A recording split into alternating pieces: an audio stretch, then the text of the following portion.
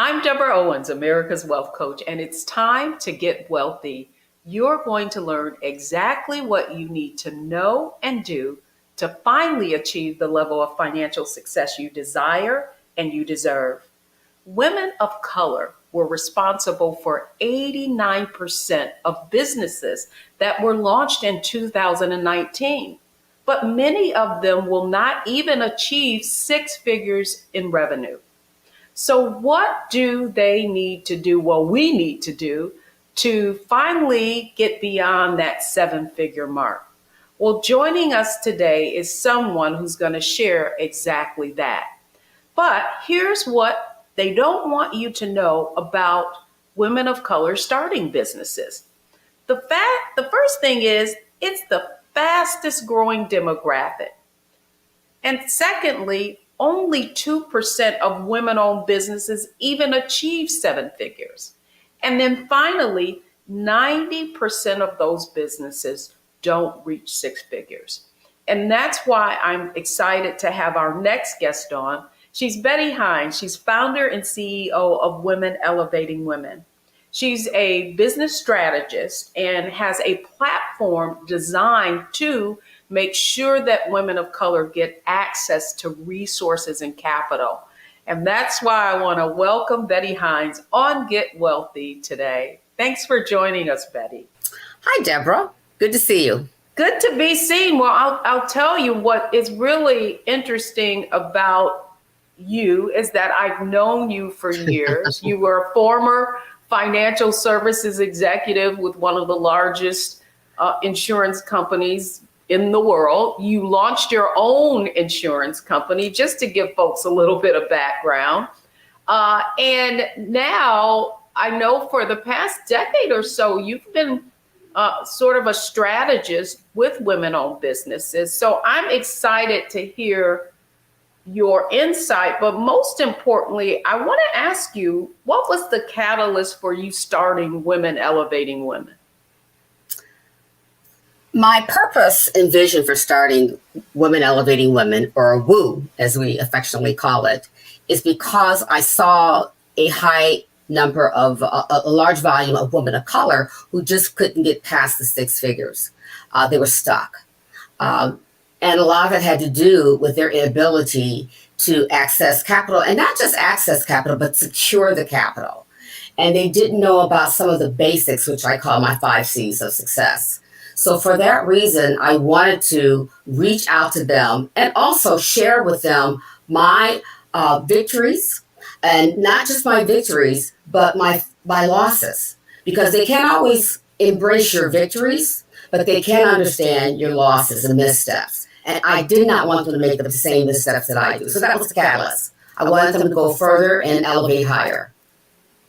It is true. Well, when you look at the statistics, Betty, that's one of the glaring aspects of entrepreneurship. And it's not just women of color who find it to be challenging. The truth is that 5 out of 10 businesses are going to fail within the past 5 years. I mean, within the first 5 years. And so I think the question really becomes, how can you become successful in business?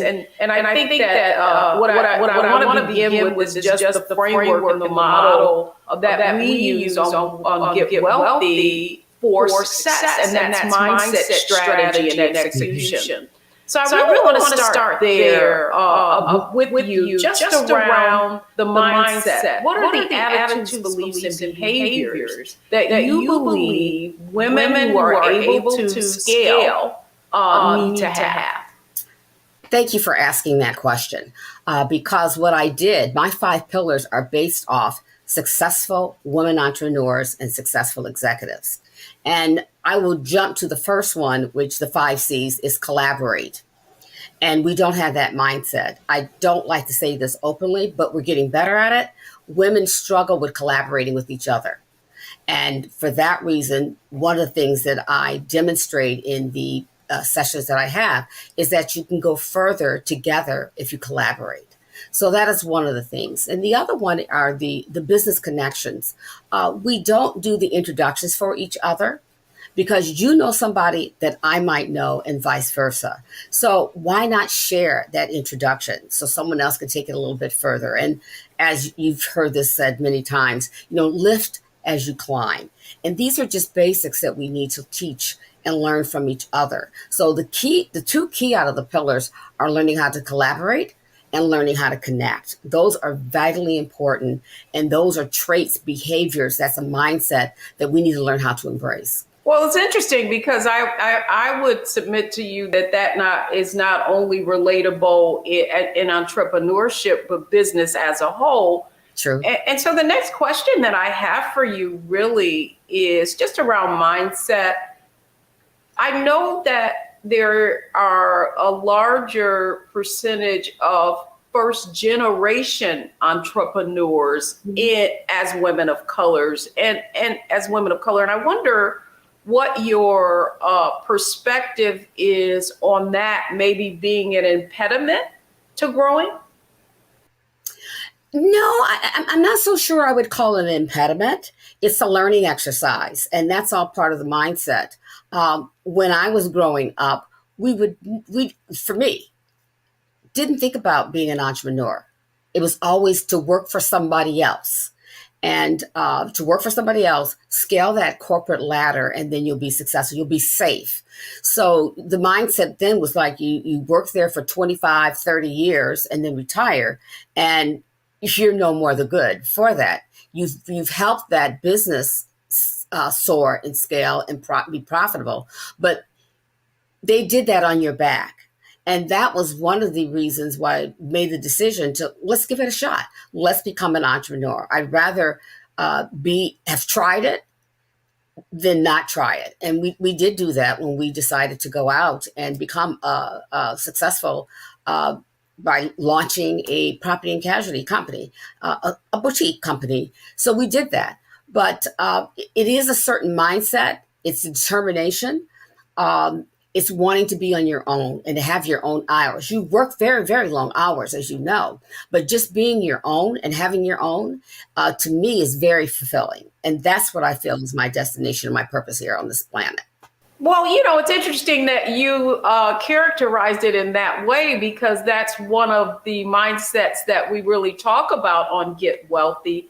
And it is that income earner mindset that really is the traditional roadmap for success, right? College, career, climb that corporate ladder, and you'll get the golden ring. But what we have been finding is that if you look at just upward mobility in organizations to make those multiple hundred thousands in salary, that it's been very limiting for women of color. And so as a result, my question is to you, do you feel like that's why that number of 89% of businesses being started by women of color, that is why many women are exiting that corporate, that old income mindset and shifting to entrepreneurial pursuits?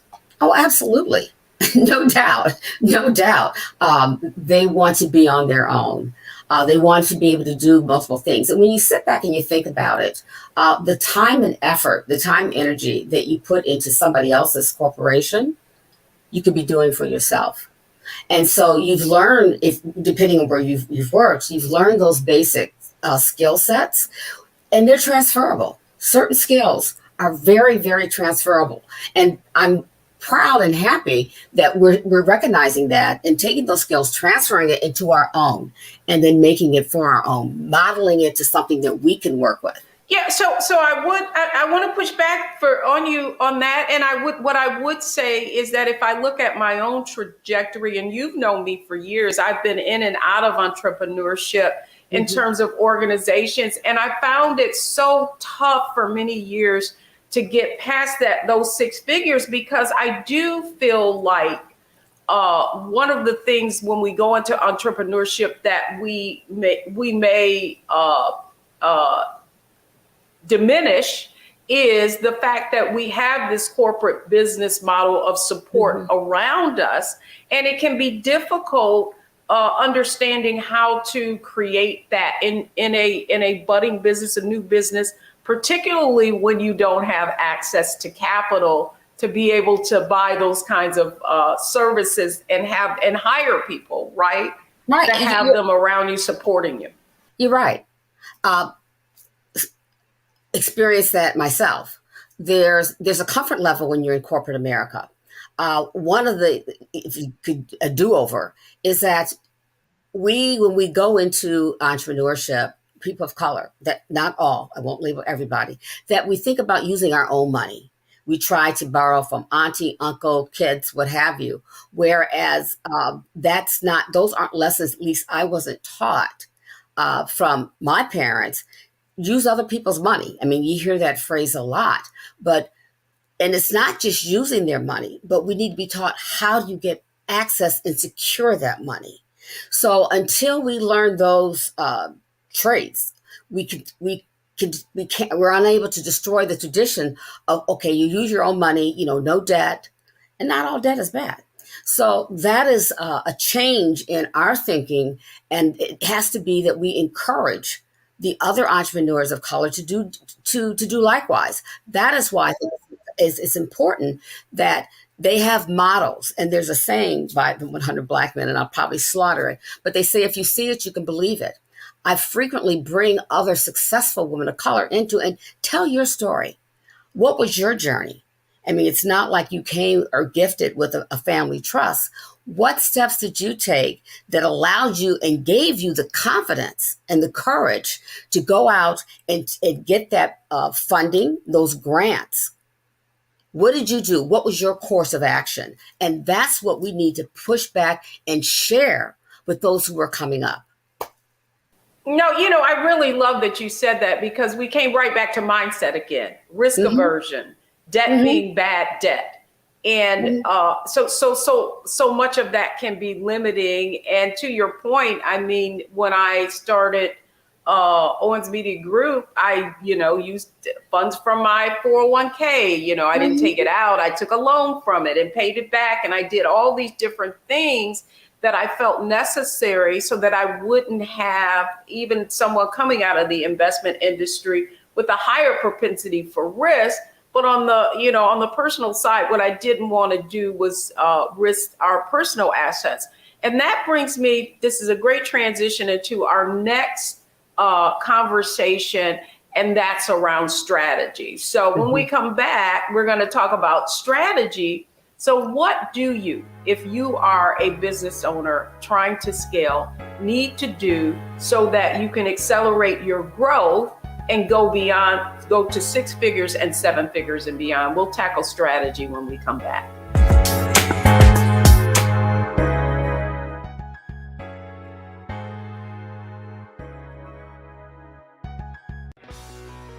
Let's be honest, as successful women, we're crushing it. Maxed out 401k and Roth IRA? Check. Aggressive savings and investments? Check. Yet, the freedom our success was supposed to buy can leave us stuck on the six-figure hamster wheel, watching retirement slip further down the road. There's another way. Get coaching courses and community at wealthyu.com.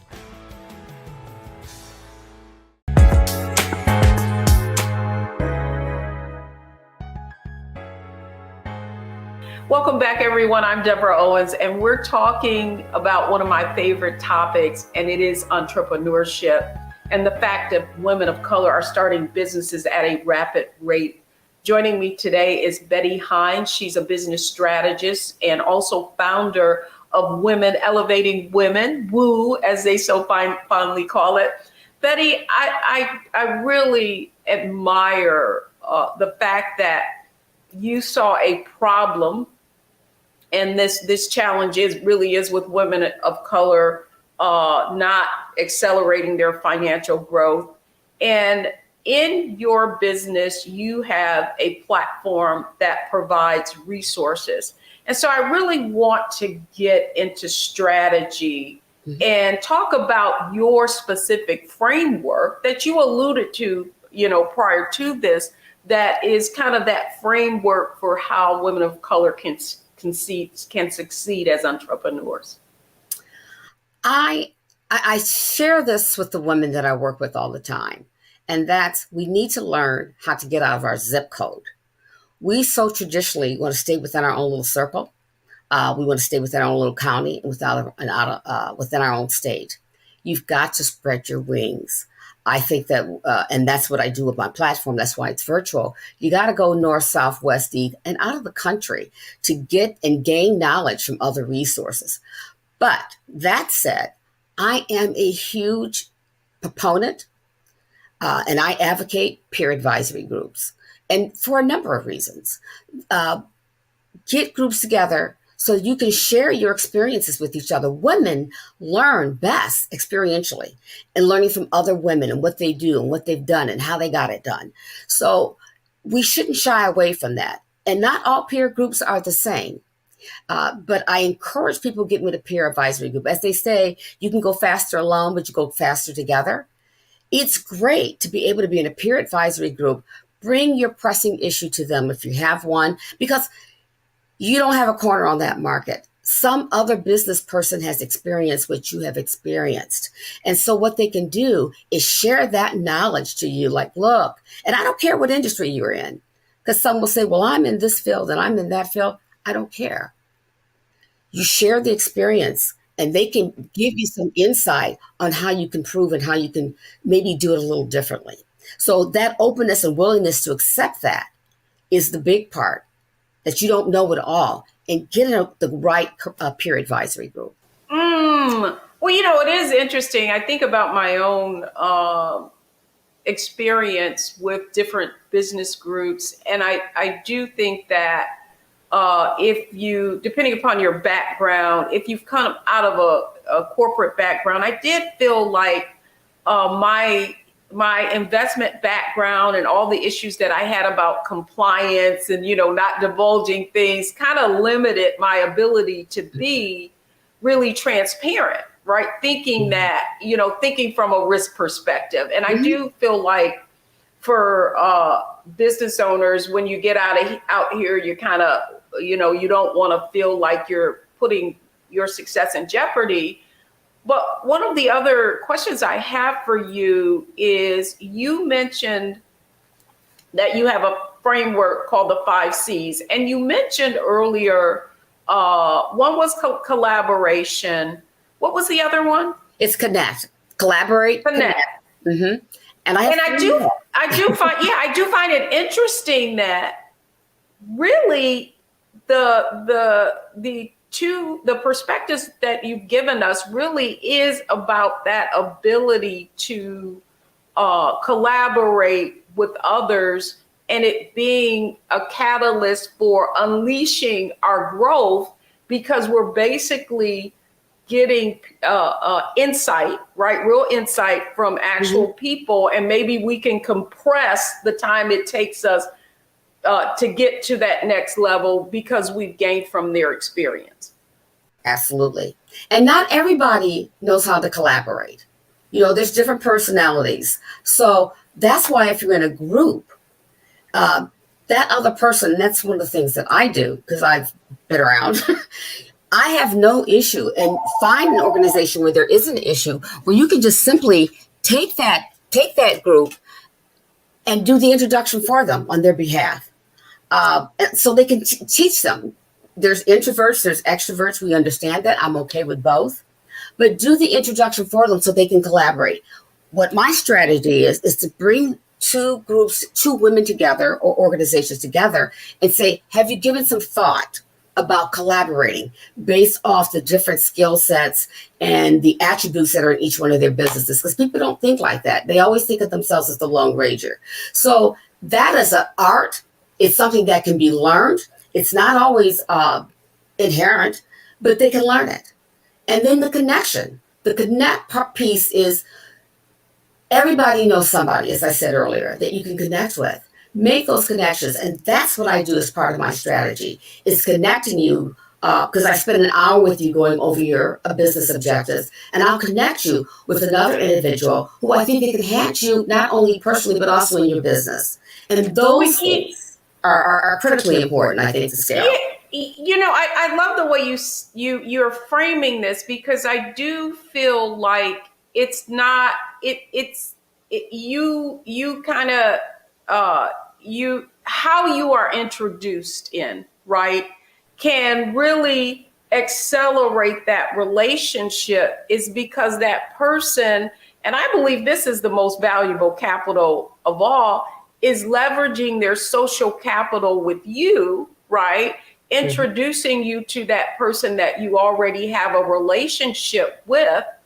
And so as a result of that being very valuable capital, what is a strategy that someone can use to kind of fill the well before they draw from it? What kind of strategy would you say that can foster having people want to introduce you to people who can help you or make an impact? I'm glad you said that, because there's a senator, Cory Booker, that would always say, people who want to drink from the well they didn't help dig. That's true in business too. So you on both sides have to be sensitive to the fact that this person took years or however long to build that relationship. So I take that risk. I take that risk with individuals and make that introduction. And you're absolutely correct in doing those introductions, because if I'm going to introduce you to someone and they know me, in their mind, you've already been vetted.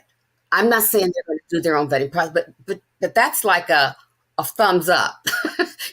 Hey, if she said that, you need to meet with this person. So that's like a thumbs up. So in terms of those introductions, it is hard. And what we need to learn as women, if someone does the introduction for you, show gratitude. And not just gratitude because they didn't have to do it. Then don't just take that relationship and run. Take the time to see, what can I do? And I don't want to always say reciprocity, but what can I do to support their efforts so they can continue to do it and go forward? Because it can be draining when you're constantly giving, and people are sucking all the information from you. You need to be fueled as well. So that is something else that I share with the women that I work with. There's a balancing act there. You can't just always take. You have to give as well.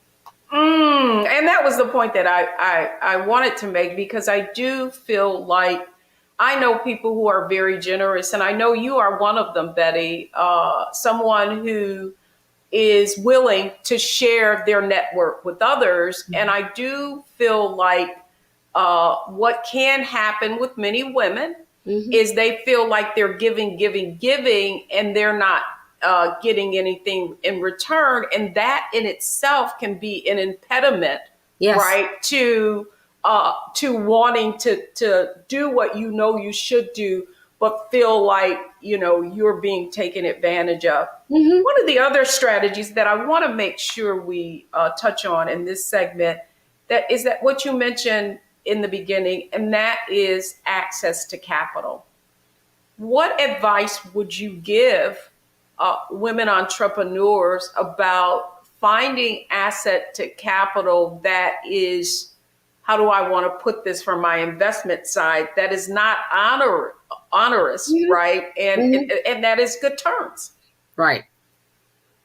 Well, to me, it's a coin phrase right now. Access to capital, access to capital. One of the conversations that I have with my group is, do you know what you're trying to access? I mean, you need to know, what are you trying to access? Because it's like a new term that we are using. Do you want the VC money? Do you want the angel investor? So I make sure when we sit down, access is very key, but you need to know what you want to access. You need to understand the terms, because access is one thing, but you got to pay it back. The investors want a return. So it could be you just want to go to small business, get a small business loan, to go to your bank.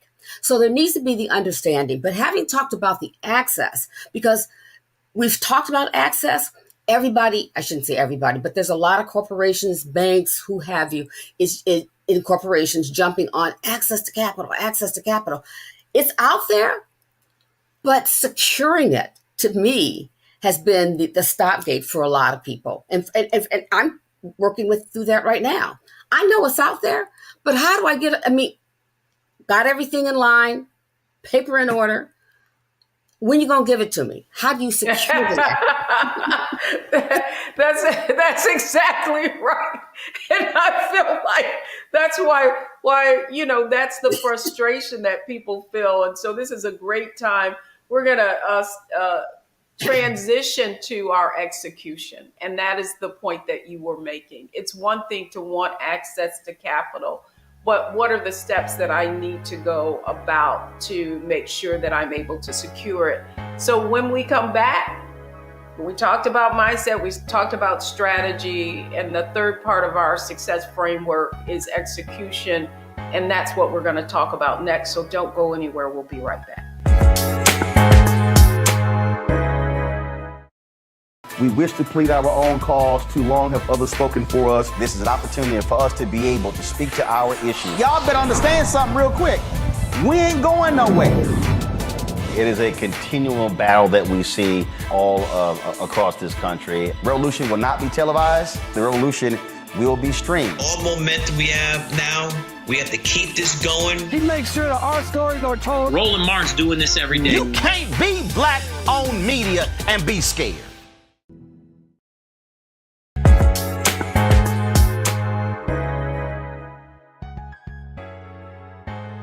I'm Deborah Owens, America's Wealth Coach. You've been watching Get Wealthy, and hopefully you're learning something about getting wealthy through entrepreneurship. My guest today is Betty Hines. She is the founder of Women Elevating Women, and it's a virtual resource platform that helps women of color get access to resources of all kinds. So Betty, welcome back, because I think it's so important. So often what I see with women is they have an idea, they write a business plan, they do all of the legwork, but then they don't execute, right? And I really want to talk about now, you have this 5C strat, the framework of 5 C's, which is your success framework and Women Elevating Women. What aspect of that helps women to stop thinking about it and actually get things done? It might sound very simple, but the other 2 C's are, I have the communicate pillar. I have the communicate and the courage pillar. And if I can just explain what that means, the communicate pillar, in terms of getting the access, is branding. And that's what it falls under, branding. How are you communicating? And what I tell a lot of women, and these are just little basic things, and I am not judging, I'm just telling you what I know, is that when you're trying to secure the capital, when they first see you, it's like walking into the door of the bank. They see this. They see how you dress, they see your skin. They also see that when they go on your website and you're trying to brand. So that is very important. And I'm going to say this and don't mean to offend anybody, but take that selfie photo off your website. Because you're talking about your brand. And the other thing that I tell them too, and it doesn't take a whole lot. And the same is with your email. These are little simple things. I have a Gmail account. I have a Verizon account. But when you want to have your business account, spend a couple nickels, get you that, call it DeborahOwens.com or something, but have a business account. Look the part that you are a business. So that is, because that's what they see first before you even get in the door. They're going to do their homework. They're going to go on your LinkedIn. They're going to do some due diligence on who you are. So branding, I think we don't. The personal branding to me is very important in terms of getting your business and securing that capital. And the other piece is I talk about is courage, and I talk about courage to take care of your health and courage to take care of your wealth. Now I'm dipping into your side of the field, but without your health, you don't have your wealth. So I do bring people in. I've got doctors to talk about your health, particularly for women, because we think we're super women, and I know you take off that cape, but it was more prominent during COVID. We found ourselves, a lot of the women that I have, would have kids, they're fixing breakfast and lunch and they're doing this and they're doing that. And it was affecting not just the physical, but the mental health. So also the finance. Stop trying to do it all. See someone like a Deborah Owens and the few money that you do have, learn how to invest those funds. You are not going to know everything. So get the right people on your team. And that is a critical piece, not just for your business, but for your legacy and for your family. So make sure, and I bring in people who are CFPs, I bring in financial people to talk to the group about how to protect your finances.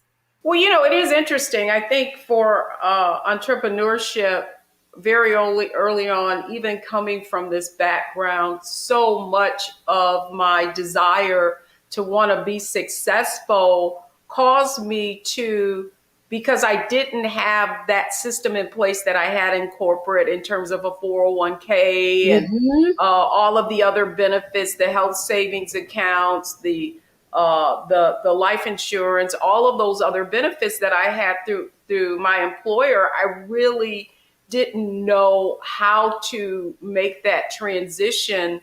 And I think it goes back to mindset. Oftentimes, if we look at those statistics, what we see that the reason our businesses aren't moving beyond that 6-figure level is simply because we've created a job. And so we still have this employee mindset, even though we are a business.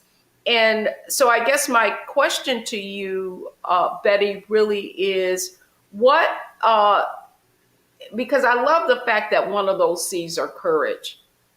And I feel like sometimes we won't ask for help for fear, or have the courage to ask for help for fear of being judged on or how we would be perceived.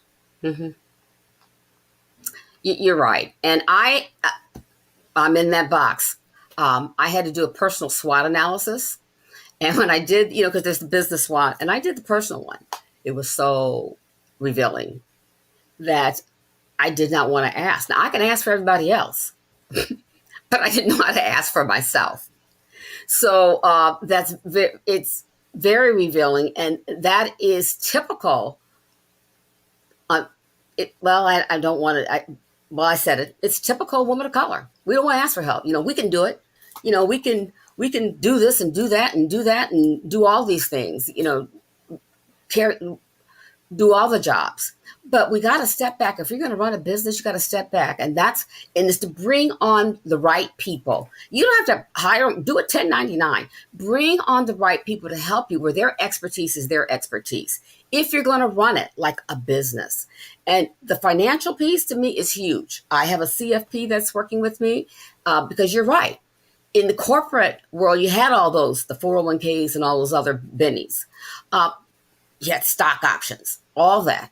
But now with being a business owner, what I do is that I have under our courage pillar, I have those financial people, and there's different areas of finance. So I bring them all in.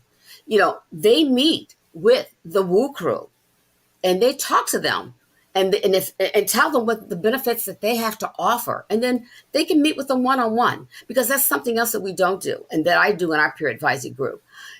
We have these incredible women. So I give you a platform to talk about what you do. There's nothing wrong with talking about your business. I have no problems with you soliciting business. If it's going to help someone else, that's why you're in Women Elevating Women. In order to elevate them, they need to know what you do and what you do well. So these pillars also provide a platform for the other women to talk about. And it's like a rehearsal, to do a rehearsal. This is what I do, and this is what I do well. And it's also a lesson. Yeah, I mean, that's the whole point of being in business. And not only that, I come out of sales and I love to sell. But the reason I love to sell is because I believe I'm serving, right? Mm-hmm. Like if I really have if I believe in what I do and I know that it's going to impact someone in a significant way, then I don't have to feel shy about telling them that. Mm-hmm. But now I want to ask you about, and I feel like when we look at the other side of those statistics, the fact that 5 out of 10 businesses fail within their after their second 5 years, if you will. I mean, 9 out of 10 businesses, I think, after the 5th year. The question I have for you, as someone who has been exposed to so many businesses, how do you recover from a setback? What advice would you give our viewers? Well, for one thing, I would suggest take the learnings from it. You need to do a business analysis as to what could I have done differently?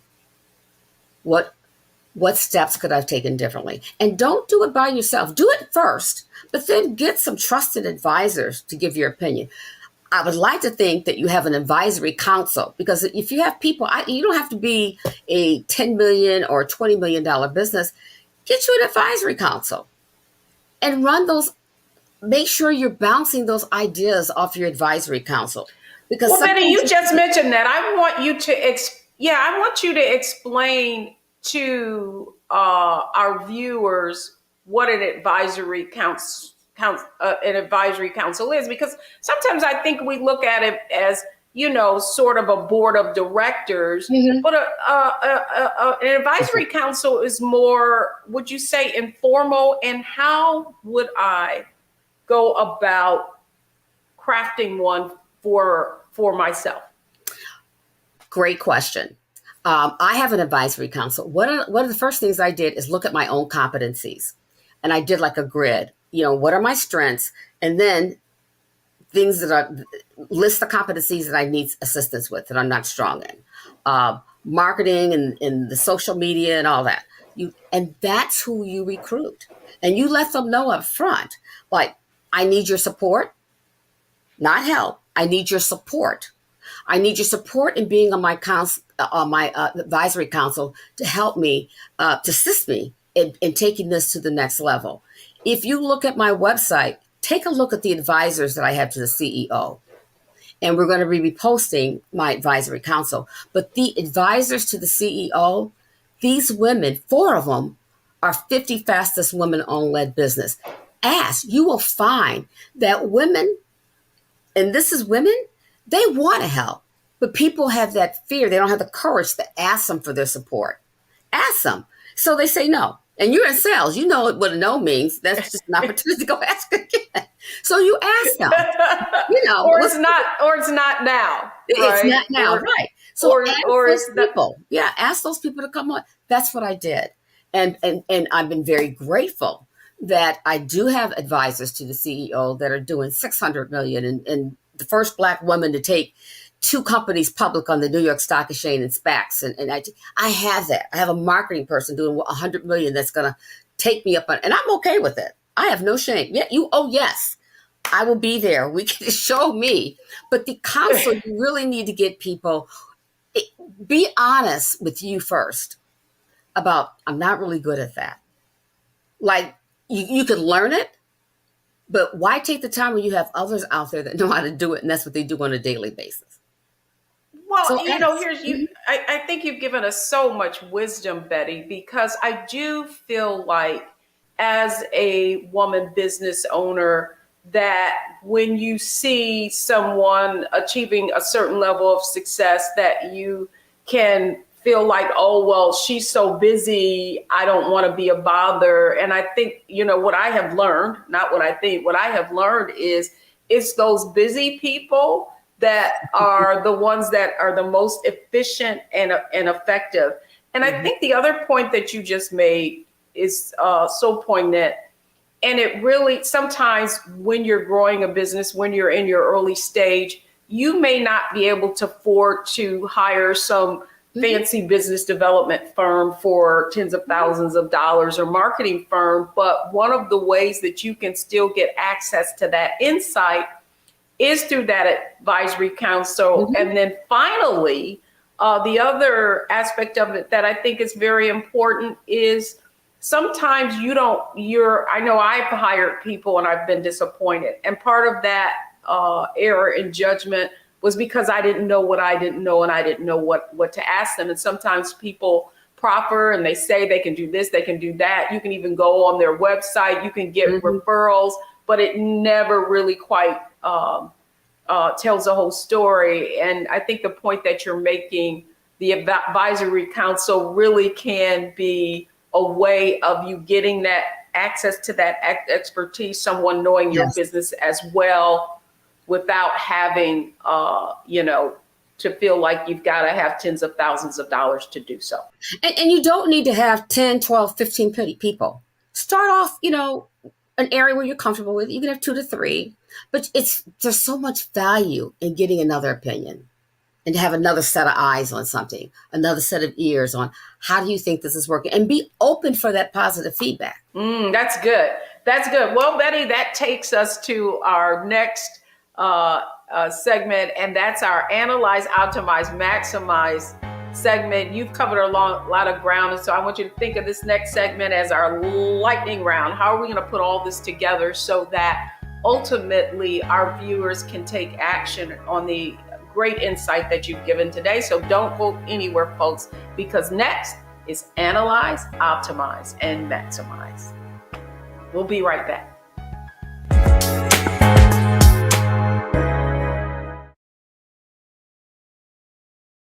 Black Star Network is here. Oh, no punch! I'm real revolutionary right now. Thank you for being the voice of Black America. All momentum we have now, we have to keep this going. The video looks phenomenal. See, there's a difference between Black Star Network and Black-owned media and something like CNN. You can't be Black-owned media and be scared. It's time to be smart. Bring your eyeballs home. You dig?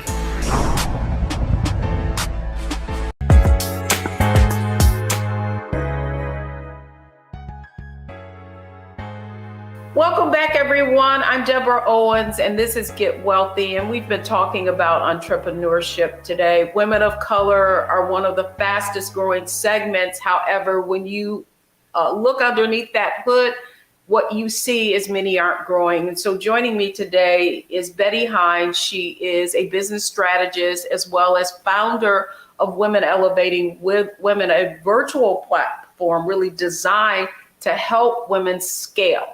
And Betty, welcome back, because now it's our Analyze, Optimize, and Maximize segment. And what I'd like for you to kind of share, I love the framework, so that if you can perhaps in this round, give our viewers an overview of what the 5 C's are all about. Sure, love to. The 5 C's are collaborate, connect, communicate, and we talked about courage. And courage is both the health and the wealth. And the last one is cultivate. Cultivate is we gift, just so you know, a membership to a nonprofit to each one of our crews. Giving back, cultivate women. And that's each one of them is a woman business owner, a nonprofit. So that's my 5 C's. And one of the things that really struck me that has been a theme through each one of the segments that we've been through, mindset, strategy, and execution, has been collaboration. And I wonder, as you look at other entrepreneurs and all of these successful entrepreneurs, if that's something that you have noticed about them that they have in common, that ability to collaborate effectively with others. Absolutely. In fact, they're based off successful women entrepreneurs and executives. You know, I've been doing this for a while, and I facilitated women who are from $1 million billionaires. They all have those characteristics in terms of collaboration, and they make those introductions for each other. They have the courage. They're going to take care of their health, and they take care of their finance, and they are always reaching back in terms of cultivating. So yes, these characteristics you will find in successful women. Just read about them. Entrepreneurs and executives. And lastly, Betty, I'd love for you to leave our viewers. You have spent almost 2 decades advising and being very intimate with successful women entrepreneurs. If you could reflect on the one thing that you feel every entrepreneur needs to acquire, whether it be mindset, whether it be strategy, what's the one thing that you think is critical and that can make the most significant impact? I feel it's your personal brand. And with your personal brand, people might try to copy what you do, like how many CFPs are out there, how many doctors or OBGYNs are out there, but they cannot execute the way you do. So I think it's important that you have your brand, you know what your brand is. And if people want to model your brand, consider them a super fan. That's a compliment. So once you have your brand, people know who you are and what you represent. The other things you attract the positivity.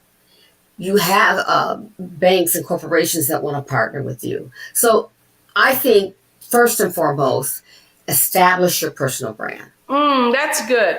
And I think the point that you're making, Betty, and that the other side of that coin is sometimes as a woman entrepreneur, you might not be as forthcoming or as gracious or willing to collaborate for fear somebody might take your idea or that you'll be giving something away.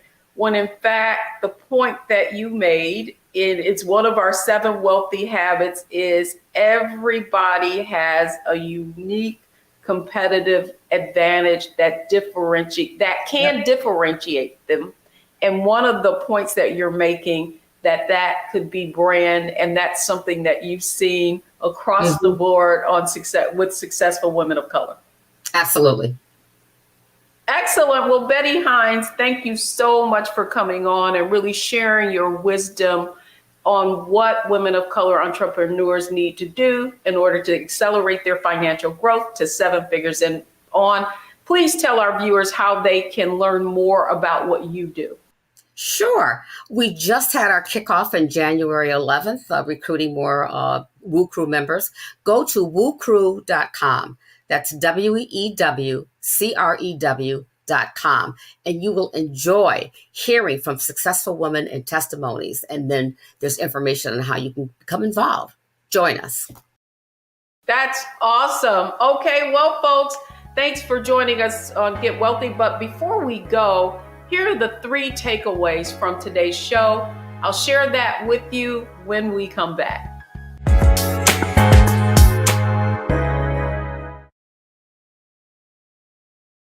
When you talk about blackness and what happens in black culture, we're about covering these things that matter to us, speaking to our issues and concerns. This is a genuine people-powered movement. There's a lot of stuff that we're not getting. You get it, and you spread the word. We wish to plead our own cause.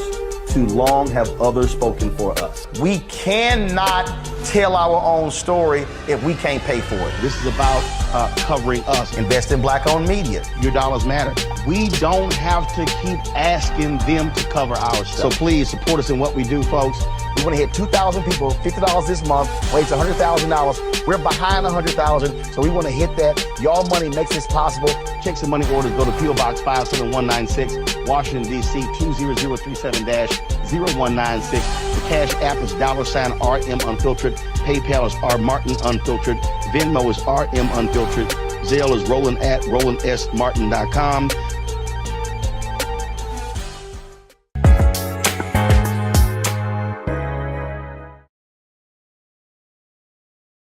Welcome back, everyone. I'm Deborah Owens, America's Wealth Coach, and you've been watching Get Wealthy. And today we were talking about women of color and entrepreneurship.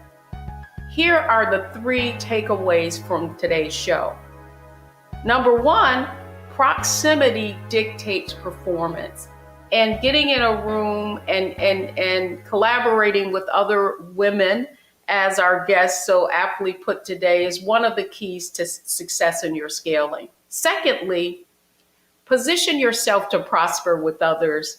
And that really means, in the way Betty described it, that personal brand is very, very important because you're going to attract like-minded people. And last but not least, and she could not have said this more aptly, and the fact is no one accomplishes anything of significance on their own. That's going to do it for me this week on Get Wealthy. Thanks so much for watching, only on Black Star Network.